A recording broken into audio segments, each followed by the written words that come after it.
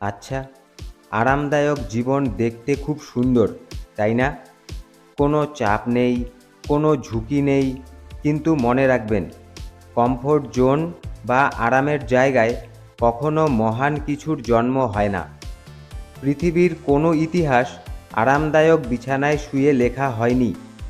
যখন আপনি নিজেকে কঠিন পরিস্থিতির মুখোমুখি দাঁড় করাবেন, তখনই আপনার আসল ক্ষমতার প্রকাশ ঘটবে। যেমন তীব্র আগুনে না পুড়লে লোহা কখনো ধারালো তলোয়ারে পরিণত হয় না, ঠিক তেমনি কষ্ট আর ত্যাগ ছাড়া কোনো সাধারণ মানুষ অসাধারণ হয়ে উঠতে পারে না। তাই আরামপ্রিয়তাকে বিদায় জানান, কষ্টকে আলিঙ্গন করতে শিখুন।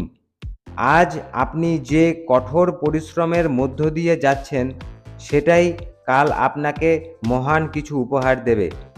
আরাম ছেড়ে বেরিয়ে আসুন, নিজেকে তৈরি করুন। ধন্যবাদ।